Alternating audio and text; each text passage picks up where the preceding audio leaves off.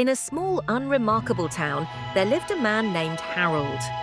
He took pride in his meticulously kept garden, where roses bloomed in radiant colours and lilies swayed gently in the breeze. One quiet afternoon, as he tended to his prized orchids, he stumbled upon something extraordinary. Glimmering in the sunlight, tiny figures fluttered around the flowers, their wings sparkling like shards of glass. Fairies. At first, Harold was captivated by their delicate beauty. He watched as they danced from petal to petal, leaving trails of luminous dust in their wake. Their laughter filled the air like tinkling chimes, a sweet melody of joy echoing in the tranquility of his garden. But as he observed their antics, a sense of dread began to creep over him. This enchanting sight was not as innocent as it seemed. The fairies, with their whimsical charm, had a peculiar appetite for destruction. They flitted about, leaving chaos in their wake. Petals were nibbled, leaves were chewed, and soon his once vibrant garden began to wilt. Harold felt a pang of anger rising within him. This was his sanctuary, a place of refuge, and he wouldn't let these tiny tormentors ruin it. Determined, he marched back inside his house and emerged with a bottle of household insect spray.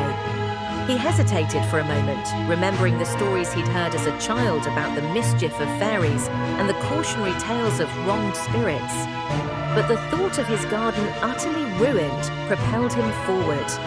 He aimed the nozzle toward the fairies, who giggled and swirled around him, seemingly unaware of the danger looming.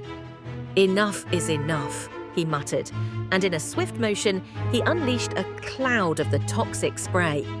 The fairies squealed in surprise, their laughter turning to frantic cries as they darted in every direction, desperately seeking refuge from the chemical mist. One by one, they succumbed to the relentless spray, their wings fluttering slowly until they fell to the ground like wilted leaves. Harold stood there, the bottle still in hand, a mix of triumph and regret washing over him. The garden was quiet. An eerie stillness replaced the once vibrant chaos. He took a deep breath, satisfied with his choice. The fairies were gone, and with them, the destruction of his beloved plants. Days turned into weeks, and slowly but surely, the garden began to heal. New blooms sprouted, and the vibrant colours returned, brighter than before. Harold worked diligently to restore his sanctuary, convinced that he had safeguarded it from the chaos of the fairies. Yet, as he pruned and watered, an unsettling thought gnawed at him. What if they returned? On a particularly warm evening, as the sun dipped below the horizon, casting long shadows across his garden, Harold heard a soft, familiar giggle. The hair on the back of his neck stood up, and he turned to see a glimmering light flickering from the corner of his eye. A single fairy hovered in the air, her wings shimmering like the stars. Had he truly exterminated them all? With a heavy heart, he realized that true magic cannot be extinguished so easily. A chill ran through him as he considered the consequences of his actions.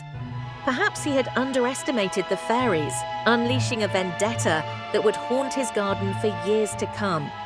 As the fairy twirled playfully before him, Harold understood that the balance of his oasis would forever be altered. The war with the improbable was not quite over, for these tiny creatures would always find a way to reclaim their rightful place amidst the blossoms. And as he stood in the twilight, the faint tinkle of laughter echoing in the air, he came to know that not every whimsy is to be extinguished, and not every creature belongs in the realm of destruction.